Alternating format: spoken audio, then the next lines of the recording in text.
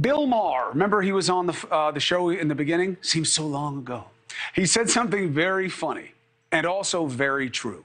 No matter what's happening in the political season, you can always bet that as you get closer to Election Day, the headlines will shift and say, the race tightens. Now, there is some truth to that. It does happen, not just the headlines, but the perceived tightening.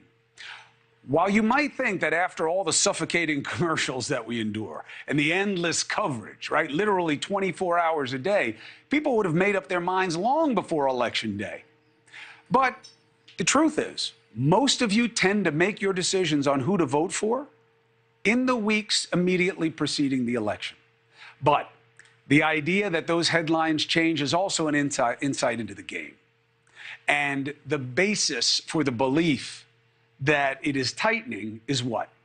It's really polls, perhaps one of the most troubling developments in our political culture. Polls, the science, the soft science in political science. Now, personally, I've always thought the phrase political science is an oxymoron because politics is more about feel than fact, right? My father famously quoted someone saying, you campaign in poetry, but you govern in prose. And what that means is the politics is the style, it's the flashy part, it's the quick line, it's what gets people thinking, right? It's the outrage, it's the passion. It's not governing. So politics is about feel. You don't beat somebody with facts. You always say facts, but you're trying to get people to feel. So polls become an interesting kind of quantitative measure of what is highly qualitative. But they're great, right? Because they give you a relatively quick measure for what's happening, and it's easy to judge. The numbers change, you get it on one level. But they also feed our addiction to sugar, right? Sweet, empty calories that give us a rush of false confidence that we know the state of the race. And I have to tell you, statement against interest. It sure does make covering elections easier. Constant headlines, changing numbers. You see all the new partnerships, 538 and ABC, Washington Post and this guy, Wall Street Journal and these guys. Everybody teaming up to have their own numbers. Why? Because it's food. It's food for the coverage. It fuels our coverage. And it's certainly easier than doing it the hard way, which is what? Doing it the right way. Heading out onto the hustings, talking to all these locals, trying to figure out what a race is about where they live, getting a real sense of the men and women involved. And polls also give you a great sense of certainty in an uncertain situation. And we like that. We like the convenience. We like the sense of confidence in the outcome. But it's not always competence. We shouldn't rely on them the way we do. Why? To be fair, polls are often accurate, okay? The problem is that while there's supposed to be a mathematical calculation with all these algorithms and proprietary, they're also often off base. Presidential polls, let's just take that. They've been wrong 6 in the last 21 races, okay? Now, look, you know, it's wrong slightly less than 30% of the time they're wrong. But this is supposed to be math, right, within a margin of error. Now, more important than the inaccuracy can be how they mislead us. How so? Because they can give you a misimpression about what matters and how much it matters in a race. They can also become a self-fulfilling prophecy, meaning, you know, you keep pounding these poll numbers about the fact that I'm supposed to lose and the other person's supposed to win, and there's a better chance that you'll vote on that basis. It's the power of suggestion. And now you think that's going to happen, and maybe you want to be on the winning side. So polls can depress voter turnout. They can enhance voter turnout. It can certainly shape voter turnout. You see what I'm saying? So they're highly suggestive. So tonight, we're going to take a look at what can happen in the U.S. Senate based on the vagaries of key races and what we understand about people's priorities at this point in the race. And it matters, first of all, because these races are going to decide who controls the U.S. Senate, and that's going to determine what happens in our Congress, okay? If anything at all. Now, here's the twist. In the next block after the commercial, we're going to bring in one of my favorite people in my NewsNation family, John Dick, who understands numbers and measuring people's predilections as well as anybody in the country. And he will tell you why you must be careful about the same polls that we're going to rely on for our understanding of the state of the race. And here's the quick rule. Why people are voting, what they are motivated by, very solid ground, something to look at. Whom they are voting for can be highly artificial and more persuasive than indicative. Okay, so let's look at something that's helpful to us in understanding the state of play right now. Big piece in the New York Times, all right?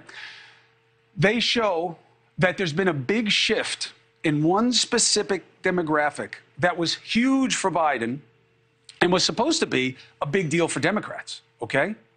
In September, women voters who identify as independent, right? And the independent is a whole other discussion. You know how I feel about wanting more parties.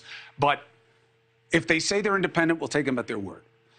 Women who identify as independent, in September, Democrats plus 14. Now, Republican plus 18. 32-point swing. Wow. So surprising considering that Democrats have been focused on women, especially these women, and thought that Roe v. Wade being thrown in the trash was going to change everything. But what does the poll show? The economy is still the issue in 2022. And you know, we fight this all the time. We always want something else to be more important because it's simpler to cover and it makes it new. It's always pocketbook politics. We all care about our families and our ability to provide the life we need to provide and fulfill the dreams that we wish we can. Pocketbook politics. Once again, this group, even though they could have been really agitated by reproductive rights, and they do say they care, and they do say they're angry, but why the flip? Why such a dramatic shift? Maybe they feel there's nothing to do. Maybe they're more worried about other things, which could be a messaging failure for the Democrats or a misjudgment by the media and the political class of what matters to people outside the bubble. Now, the poll also showed that 49% of likely voters said they're going to vote for a Republican. 49% of likely voters, okay, for Congress. 45% now say plan to vote for a Democrat. Now, this is a red flag. Oh, why? Because the Democrats are getting less votes, Cuomo? No, I don't care who they vote for as long as they vote. And as long as they provide some critical thinking to their choices. That's what this show is all about. Make your own choice, but make it intelligently. I'm going to bring somebody in who's going to tell you got to be careful about what polls tell you about who someone's going to vote for. Why they're voting, you can trust. Who they're voting for is more dicey. He'll explain, okay? Now, you know what bothers me about the list that we had up there about people's preferences? If you want to put it back up, we can, but if not, you saw it already. No Russia.